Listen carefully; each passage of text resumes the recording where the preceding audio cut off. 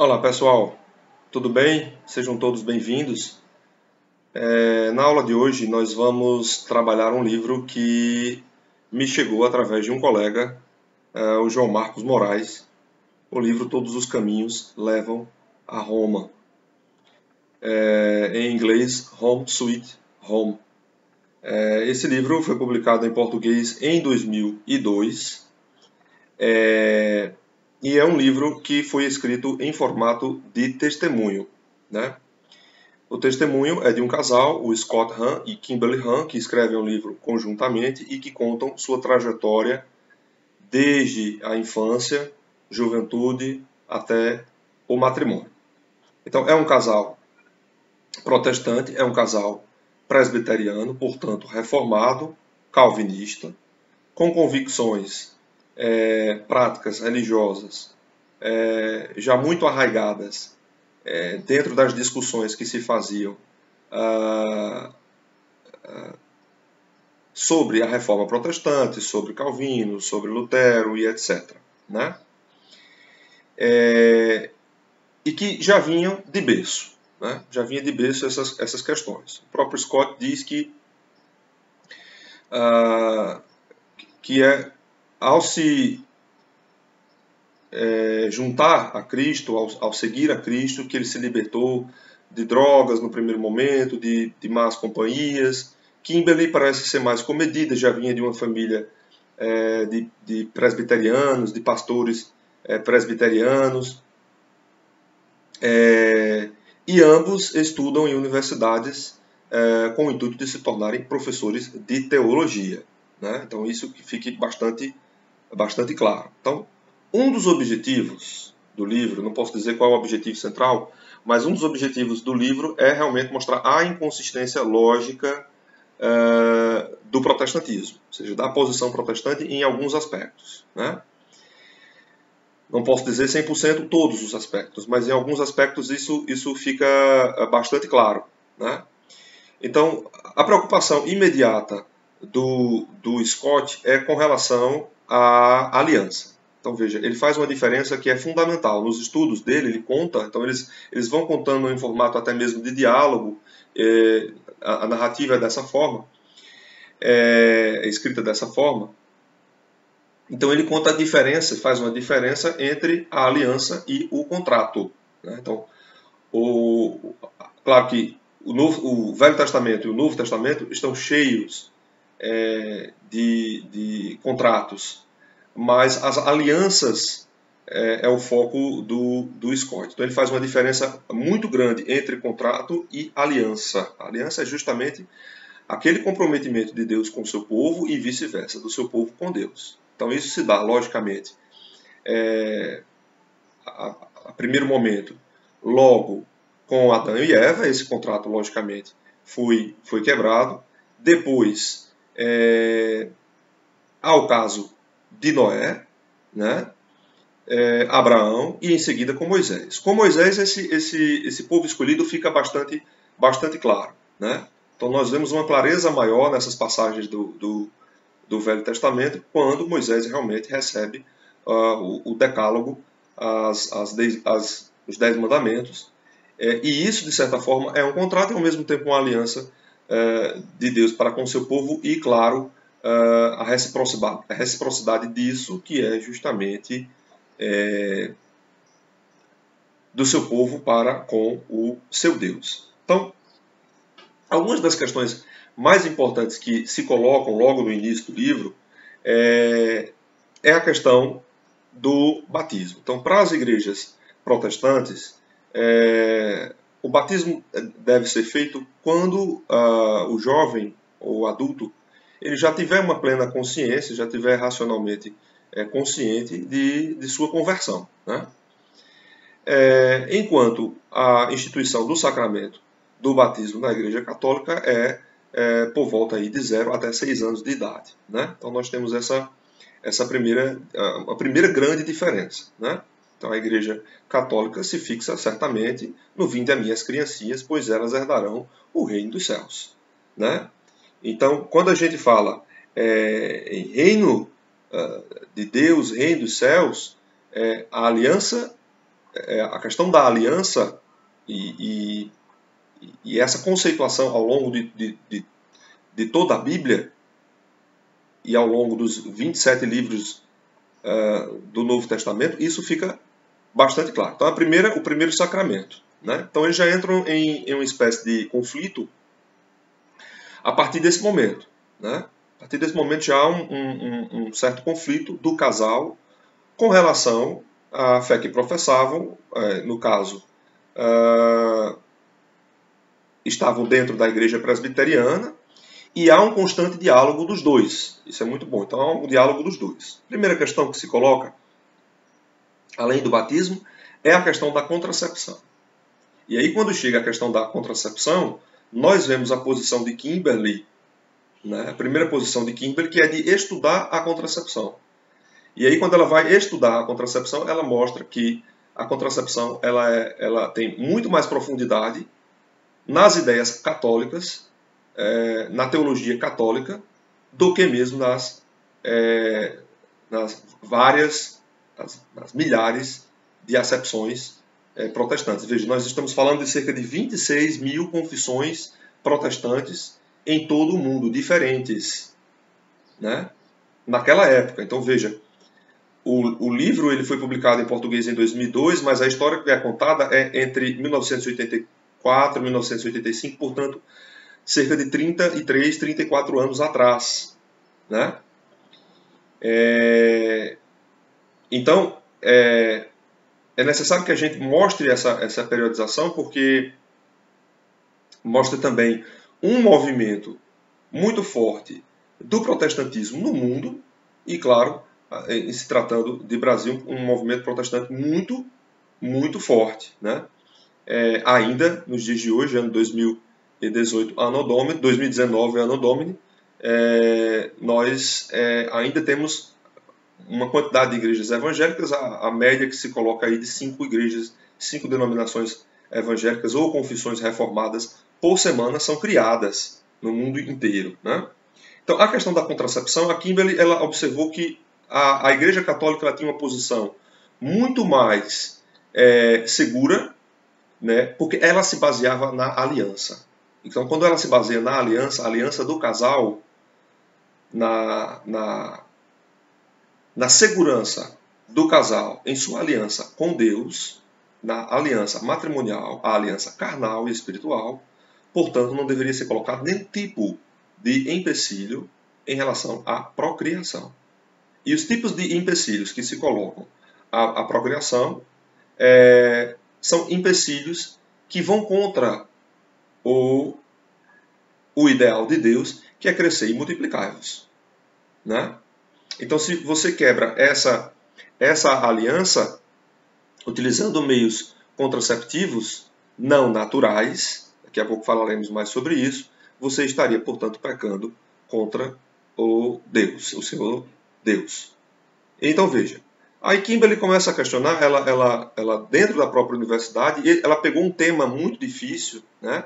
Um tema que o próprio Scott ficou impressionado quando soube que ela pegou esse tema para ser discutido, e vai ser um motivo de discussão dentro do casal já de início, porque eles ainda não tinham filhos, né? Até que eles decidem, por conta própria, realmente, ainda antes de qualquer tipo de ideia católica ser inserida dentro do matrimônio, dentro dos próprios estudos do casal, então eles decidem entregar nas mãos de Deus e assim têm o seu primeiro filho, que é justamente, colocam o nome justamente de Gabriel. Né? Então eles colocam o nome justamente de Gabriel com o significado quem é como Deus. Né? Então o primeiro filho do casal, é Miguel, e depois o segundo filho é Gabriel, mensageiro de Deus, homem forte de Deus, fortaleza de Deus, o arcanjo mensageiro do nosso Deus. Né?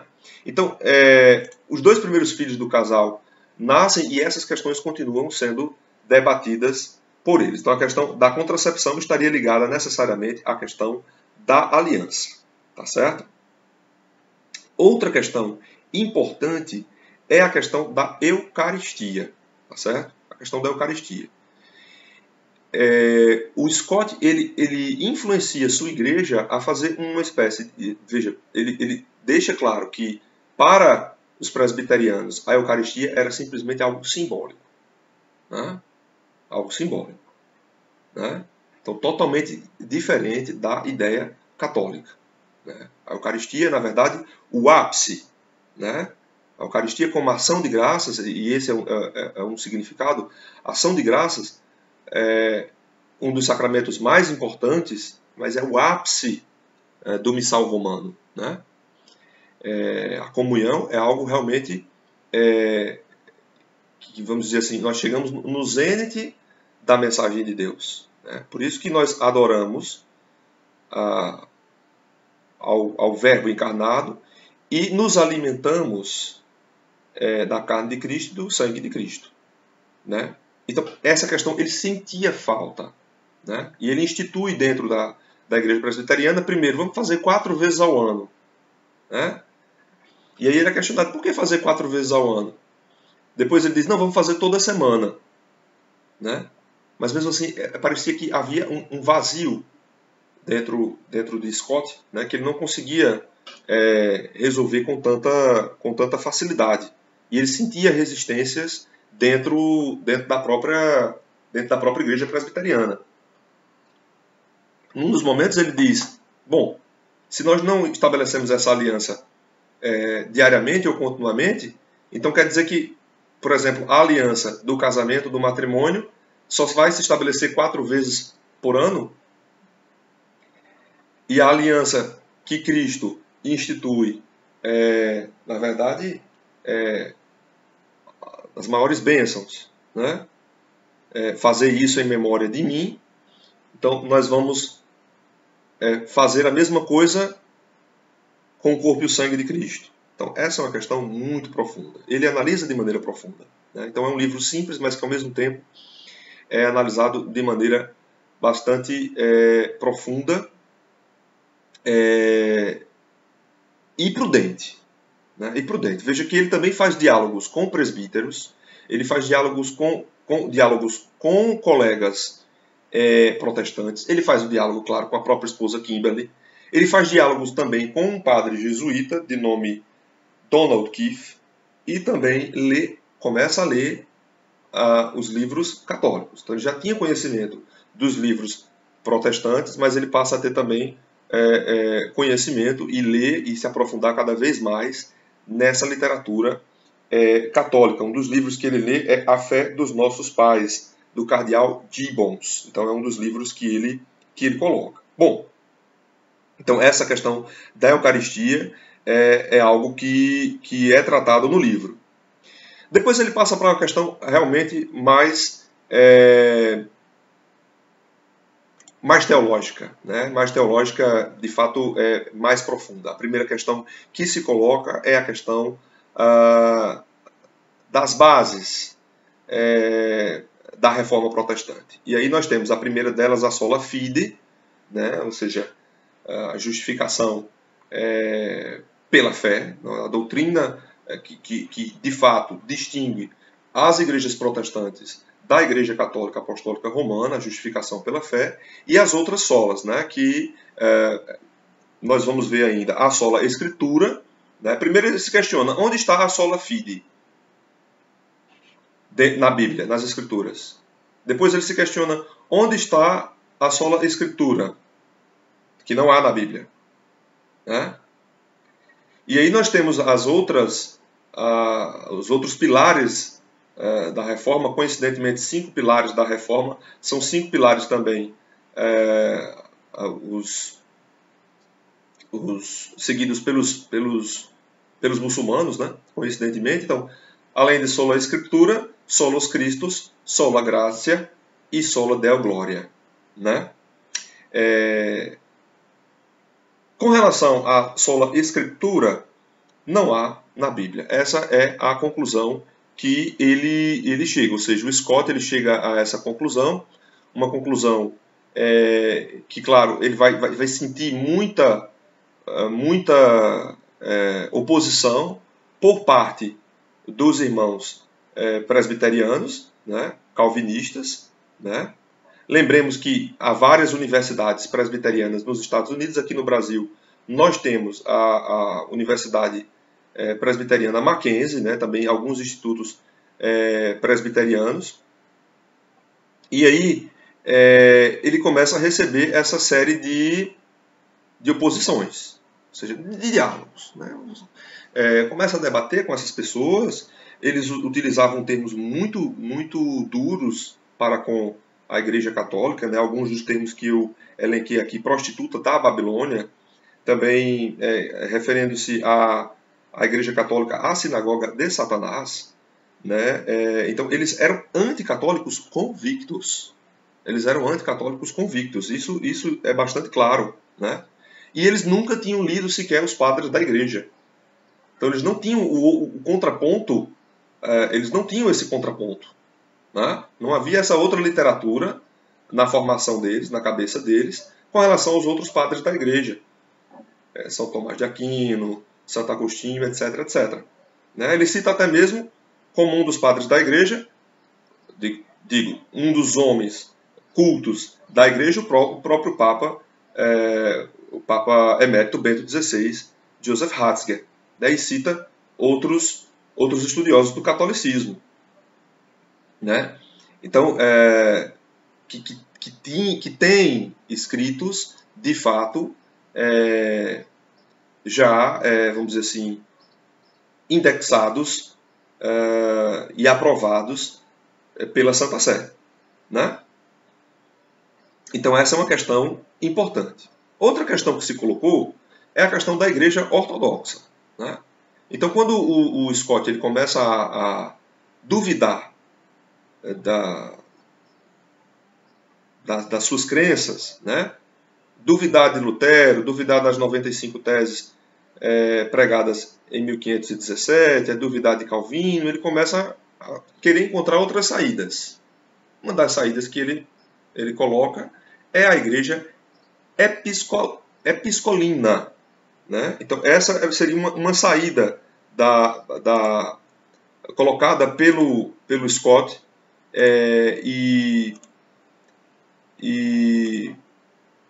pela Kimberley, né? Ou seja, de ir para uma outra igreja, uma igreja que fosse mais flexível. No caso, a igreja episcopal, ela é, vamos dizer assim, uma ramificação, não sei bem dizer, mas uma ramificação das igrejas anglicanas, né? Então, isso é algo que ele colocou. Vamos nos tornar episcopalianos, né? É esse o termo que eles utilizam. Outra ideia, talvez, fosse fazer um diálogo com a igreja ortodoxa. Então, veja, a gente tem o primeiro grande cisma de 1054, que divide a Igreja Católica em Igreja Católica Apostólica Romana e Igreja Católica Ortodoxa. Mas ele vê que a Igreja Ortodoxa é tão fragmentada quanto as igrejas reformadas, né? E isso é um dado que fica bastante claro, né? Ou seja, as igrejas ortodoxas, elas são, de certa maneira, igrejas autocéfalas. Então nós temos várias igrejas, vários patriarcados em vários lugares, né? Então as maiores, a gente pode dizer, a Igreja Ortodoxa Russa, nós temos a Igreja Ortodoxa Romena, nós temos a Igreja Ortodoxa Grega, né? E nós temos outras várias e várias questões que dividem os católicos apostólicos romanos dos católicos ortodoxos, né? Lembremos que vários papas tentaram uma aproximação, entre eles, claro, o Papa João Paulo II, São João Paulo II, ele tenta essa união entre a Igreja Católica Apostólica Romana e a Igreja Católica Ortodoxa. O próprio Papa Francisco, ele também tenta essa aproximação com o patriarca da Igreja Ortodoxa Russa, né? Não encontrei dados que comprovassem que o Papa Bento XVI, atual Papa Emérito, tenha tentado algo do tipo, uma aproximação do tipo, mas a gente deixa bem claro que a confusão que se estabeleceu na vida de Scott e de Kimberley era tão grande que eles chegaram mesmo a cogitar uma entrada nas igrejas ortodoxas. Outro grande obstáculo que aí é elencado desta vez, veja, a contracepção foi elencada por Kimberley, a aliança pelos dois, mais notadamente por Scott. A questão da Eucaristia, o próprio Scott tentou colocar dentro da sua igreja a questão da Eucaristia, isso fica bastante claro, né? Mas o problema maior para Scott, sem sombra de dúvidas, foi Maria, né? Porque, veja, para Kimberley, inclusive, ela diz algo que é extremamente cruel. Ela diz: Maria seria a porta dos fundos para a entrada na salvação, né? Essa era a concepção de Kimberley. E, de certa maneira, claro, o Scott seguia essa resistência a Maria por confundir a veneração, o respeito, por confundir a glorificação que os católicos fazem a Maria com a adoração. Então, veja, essa é uma diferença basilar. Nós temos, claro, uma devoção a Maria, nós temos também uma devoção aos santos, né? Mas não os adoramos. Então, nós adoramos a Cristo, nós adoramos ao nosso Senhor Jesus Cristo, principalmente no momento da Eucaristia. Então, no momento da Eucaristia, sim, principal, ápice do missal, ápice da liturgia, né? Que é outra questão que o Scott sentia muita falta, né? Ou seja, de um rito, né? Dentro da igreja, das igrejas reformadas. Então ele sentia falta dessa questão do rito, ele vem a trabalhar também essa questão da liturgia. E quando em Lucas, capítulo 1, versículo 48, a gente vê a questão que Maria é a bem-aventurada. Por séculos e séculos será conhecida como a bem-aventurada. Então a questão principal aqui é que há uma veneração católica a Maria, mas não há uma adoração, né? Não há uma adoração no sentido de que há uma adoração ao Santíssimo Sacramento, uma adoração ao corpo e ao sangue de Cristo, uma adoração ao nosso Senhor Jesus Cristo, né? Então ela é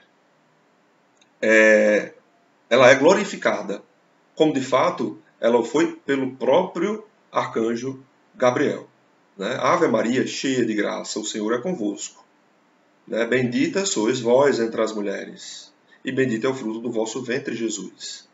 E aí, quando a gente chega nesse ponto, para os protestantes há um vazio. O vazio que eles encontram aqui é a ausência da Sagrada Família. Então, se eles perdem a linhagem, ou não creem na linhagem de José, né, chegando na preparação da Virgem Santíssima, de Maria,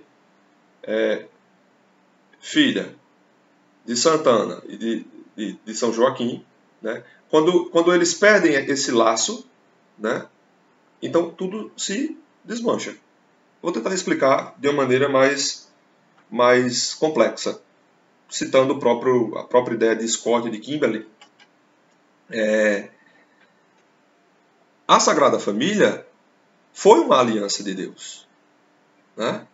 Veja, Maria é concebida sem pecado porque ela vai dar a luz ao Salvador, né?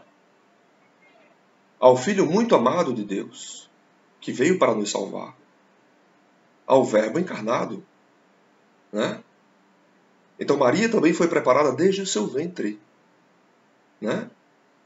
Então, para a Igreja Católica nós temos um dogma, que é o dogma da Imaculada Conceição, que foi proclamado na metade do século XIX, mais precisamente em 1854, a bula do Papa Pio IX, bula Ineffabilis Deo, né, também escrita e comprovada por outros padres da Igreja, né?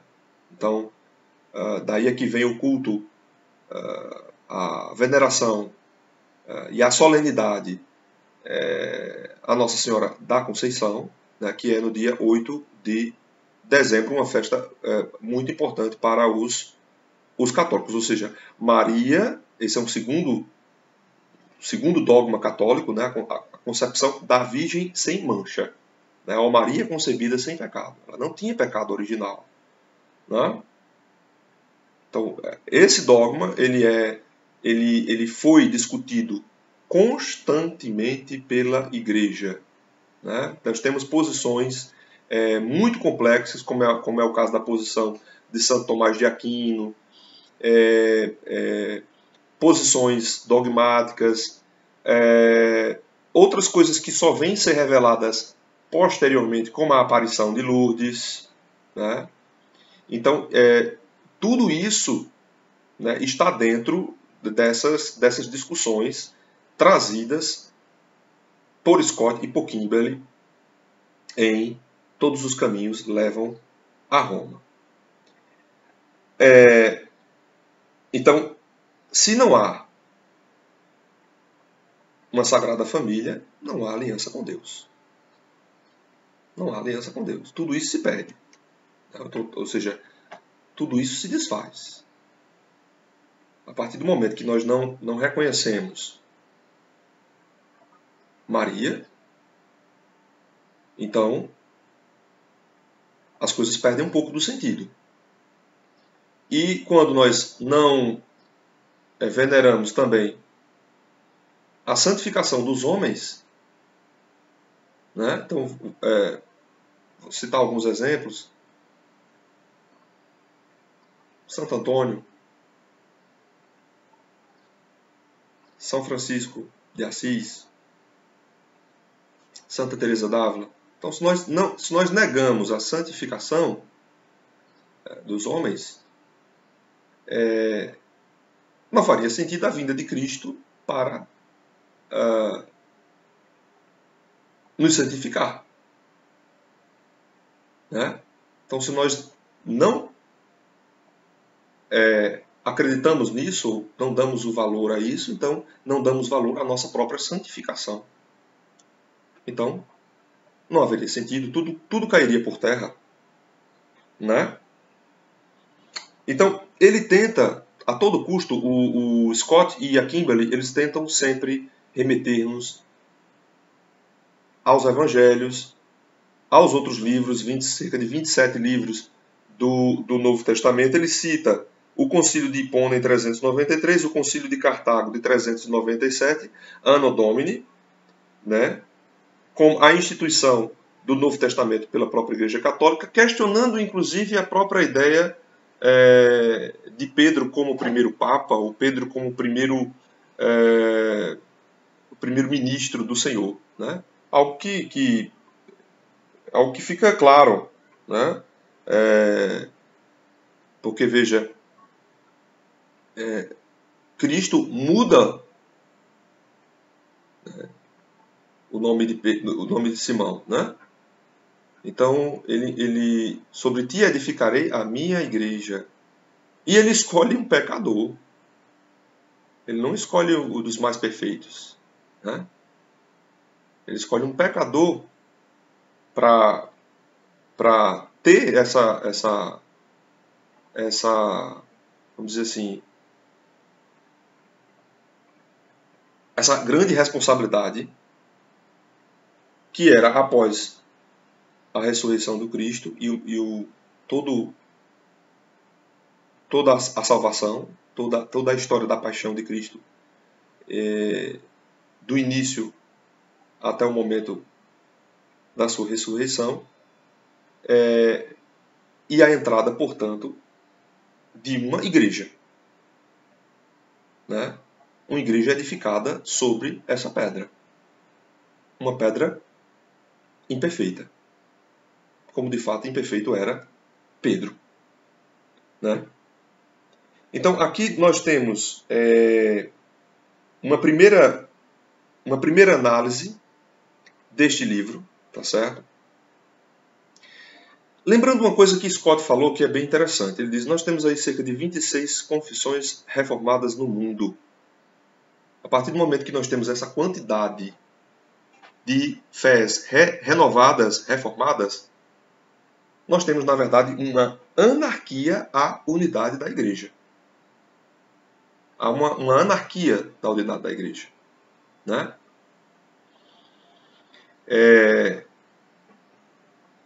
Então, quando há uma perda da unidade da igreja, há também uma perda da questão da própria aliança. Né? Da aliança do povo de Deus, do povo escolhido de Deus. Né? Então, alguns dessas convicções anticatólicas foram sendo colocadas em xeque. Foram sendo colocadas à prova e foram sendo estudadas por Scott e por Kimberley. E aos poucos elas foram sendo meditadas, e além de meditadas, essas discussões elas foram sendo essas ideias reformadas que eles possuíam foram se desfazendo, se desmanchando, e eles ficaram realmente apavorados. O livro ele conta essa história. Eles ficaram apavorados. Eles não tinham saída. É tanto que o Scott, em 85, quando nasce o segundo filho, primeiro é Miguel, o segundo é Gabriel. Engraçado que o nome dos filhos segue o nome. Era uma espécie de advento do discipulado que talvez eles quisessem seguir, né? Ele dá um prazo, na verdade, de 5 anos à frente para Kimberley. Ele diz, não, olha, eu não vou tomar medida de voltar à Igreja Católica por enquanto, mas eu vou me dar um prazo até 1990 para me decidir fielmente, porque veja, ele assume um cargo maior dentro da Universidade Presbiteriana, dentro da Igreja Presbiteriana, e ele não aceita. Um cargo que inclusive podia fazer bem financeiramente a sua família, e ele não aceita. A partir do momento que ele não aceita, ele diz, eu não tenho condição de aceitar porque eu estou sendo colocado à prova. Né? Eu estou com dúvidas. Eu não tenho como aceitar algo, uma ascensão dentro da igreja, se eu tenho dúvidas com relação à minha fé. Né? E aí eles vão batendo cabeça, né, com essas ideias anticatólicas, com essas convicções anticatólicas, e isso vai se desfazendo. Inclusive até a própria ideia do Papa. Né? As ideias errôneas que eles tinham na cabeça sobre o papado. Né? Então, na verdade, a gente chega num ponto do livro em que muitos historiadores já têm trabalhado,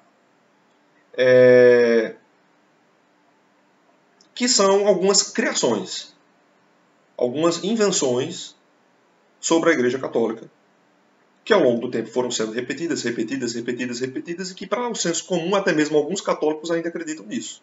É o caso da própria Inquisição. Então veja, a Inquisição, ela mata uma quantidade ela julga e condena uma quantidade de pessoas em 4 séculos.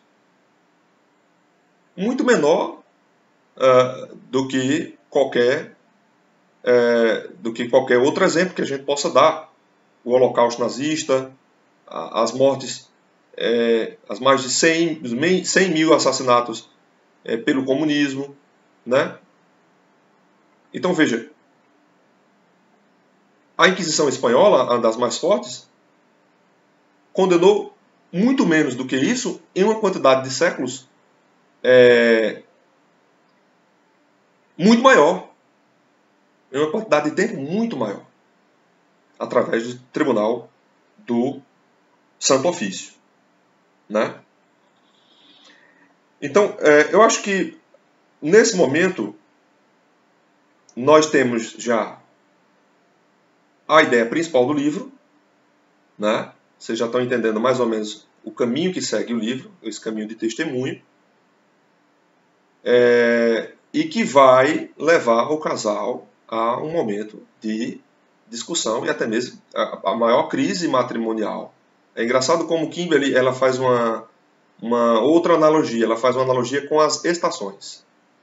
Então ela diz que nós começamos no verão, quando nos mudamos de cidade, tivemos Miguel, depois tivemos Gabriel, e depois nós passamos para o outono. E quando ela faz essa comparação, nós passamos para o outono, nosso casamento entre crise. Mas era um casamento que engraçado, eles já tinham essa forma de debate mesmo antes de se casarem. A mãe de Kimberly diz, você vai casar com esse rapaz. Ela diz, não tem como, a gente não bate, a gente não encaixa, né? Parece até mesmo aquela frase, né? O casamento não é bem feito para dar certo, né? Mas sim para ambos irem seguindo, crescendo juntos, seguindo seus caminhos, né? Então, isso é importante, né? Outra questão importante é a questão do terço e dos objetos católicos. Aí essa questão da iconoclastia a gente deixa para outro momento. Claro que a iconoclastia ela é muito forte dentro das igrejas reformadas. Há igrejas que não usam nem sequer a cruz, né? Mas preferem colocar o nome Jesus. Ou no caso brasileiro das pentecostais, o caso da IUD, Jesus Cristo é o Senhor. Outras igrejas também colocam o nome Jesus, mas não colocam a cruz. Então, se a gente não tem a cruz, a gente não carrega a cruz de Cristo. Se não carrega a cruz de Cristo, não faz sentido. Não faz sentido o jugo leve do Senhor. Então, essa é outra questão reformada que aí nós teríamos que adentrar. Outra questão é o terço. Então, o Scott ele parece que está um pouco mais avançado do que Kimberly, porque ele já pega um terço. Alguém dá um terço para ele, não sabia nem por onde começar, né? Aquele objeto cheio de continhas, né? Com a sua divisão, né? Os mistérios, né? Então, os mistérios gozosos, os mistérios gloriosos, enfim. E ele não sabia bem como fazer aquilo ali. Então, ele conta a história do seu primeiro terço e como 3 meses depois ele foi atendido, né? Porque quando rezamos o terço, nós estamos, na verdade, adentrando nesse grande mistério, né? O mistério principal de cada uma das etapas, né?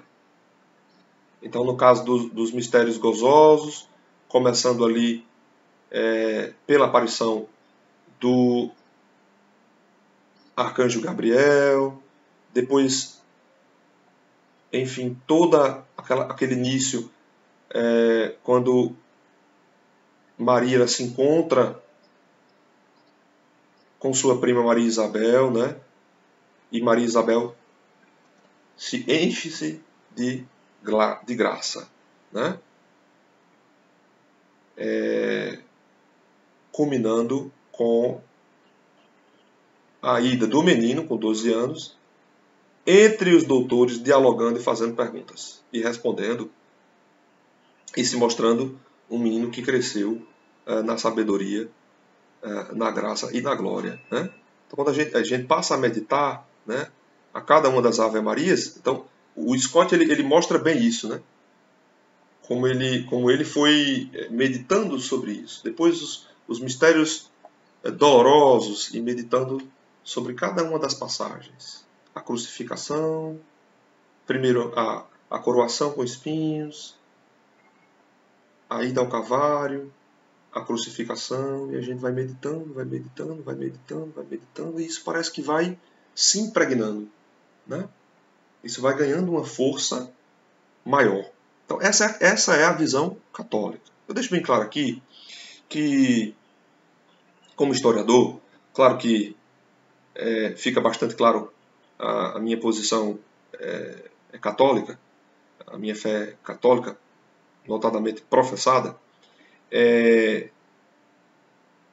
mas creio que em um determinado momento de diálogo do Scott Hahn, um dos amigos, um dos padres que ele vai, inclusive um dos padres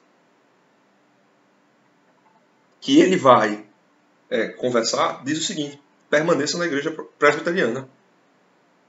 Permaneça na igreja presbiteriana. Você vai fazer muito mais.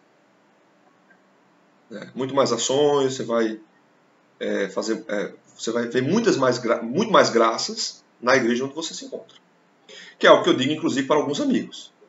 Não, permaneça onde você está. Permaneça onde você está. Já aconteceu conversas com alguns amigos que frequentam a Sara Nossa Terra, que frequentam o Verbo da Vida, até que frequentam a Assembleia de Deus, e que permaneça do jeito que você está. Né? O próprio colega João Marcos Moraes, tivemos uma breve conversa. Eu disse, não, você não é batizado ainda na Igreja Católica, mas permaneça onde você está. Toda a sua família é presbiteriana, inclusive, coincidentemente, foi o que me indicou o livro do Scott e da Kimberly, que eram presbiterianos. E em um momento eu digo, não, talvez faça mais sentido para você permanecer onde você se encontra e professando sua fé em Cristo, né? Do que um retorno, ou, na verdade, a gente nem fala mais depois do Concílio Vaticano II, diminuiu-se um pouco essa questão da conversão, ou reconversão ao catolicismo, né? Há uma amenizada teológica nessa questão. É como se, na verdade, nunca ninguém tivesse saído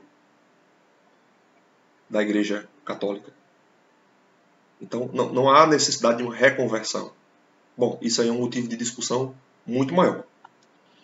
Então, falamos sobre o dogma da Imaculada Conceição. É necessário também que nós frisemos o dogma. Claro, doutores da Igreja falam sobre a posição da Imaculada Conceição. Veja que alguns negam. É o caso de Santo Anselmo, Santo Bernardo, São Boaventura. São Tomás de Aquino, de certa maneira, tem um consenso, né? Lembramos do mito do dogma, né? Um dos dogmas da Igreja, né? Que são crenças em torno do corpo de Maria, né? A pintura do Caravaggio, né, ela chocou bastante porque ele utilizou um corpo que era um corpo morto, como se fosse um corpo de uma prostituta. Então, aquela pintura do Caravaggio, né, a Assunção da Virgem, a morte da Virgem, na verdade, com todos os apóstolos ao redor chorando, é algo realmente fantástico. Sobre algumas questões polêmicas, né, acho que a questão polêmica principal é a do Papa Francisco de ter colocado o Adão e Eva como um mito, ou seja, dentro de uma cosmogonia mitológica, né? Isso é um ponto aí complexo, né? Mas além do dogma da Imaculada Conceição, é importante também frisarmos o dogma da Virgem Maria, né, e da Assunção da Virgem Maria, que é algo bem mais recente, essa decisão da Igreja é uma decisão de Pio XII, no texto Munificentissimus Deo, onde, na verdade, baseada em 1 Coríntios, capítulo 15, versículo 54, então se cumprirá a palavra que está escrita: tragada foi a morte na vitória. Então, essa festa, dia 15 de agosto, é uma crença importante, que é a Assunção da Virgem Maria aos céus, que também foi motivo de pinturas por vários pintores. É o caso de Peter Paul Rubens, né, a Assunção da Virgem, de 1616, é o caso da própria morte da Virgem, nesse caso, uma pintura de Caravaggio muito mais, vamos dizer assim, que sofreu muito mais embates, né, muito mais oposições, e a definição dogmática que se dá a partir de 1950, mais precisamente, no Munificentissimus Deo, do Papa, a Constituição Apostólica do Papa Pio XII e outras questões teológicas que nós precisamos frisar, e aí nós necessitaríamos de mais tempo numa outra ocasião, né? Então, lembrar que, claro, essa é uma análise que parte de uma perspectiva, que é a perspectiva do Scott, da Kimberley, né? É necessário frisarmos que os próprios fazem o diálogo constante com pastores dentro da igreja e também com padres e membros da Igreja Católica, e um diálogo constante entre o próprio casal. E aqui o nosso objetivo é mostrar como esse livro é escrito, esse testemunho é escrito, um livro testemunhal, fazer uma interpretação tanto da visão reformada quanto da visão católica, né? E aí me coube fazer essa atividade de mediador, né? De mediador, mas lembrando que não sou dono da verdade, longe disso, e não tenho objetivos outros a não ser realmente mostrar, apresentar o livro e mostrar alguns dos objetivos, o porquê do casal ter decidido escrever esse livro em momentos tão importantes da vida deles, quando inclusive o Scott estava escrevendo sua tese de doutorado, ele não tinha tempo para escrever, mas mesmo assim decidiu seguir adiante, quando Kimberley estava já com muitos filhos, muito atarefada, mas decidiu seguir adiante na escrita desse livro. Talvez esse livro sirva bastante, para mim me impressionou, né? Mas como já estamos aí em cerca de 45 minutos, 47 minutos já de aula, nós vamos mostrar em um outro momento, né, novamente esse livro, tá ok? Então, qualquer coisa, lembrem-se, mandem perguntas, também se inscrevam e curtam o vídeo para me ajudar na divulgação. Então, pessoal, até lá!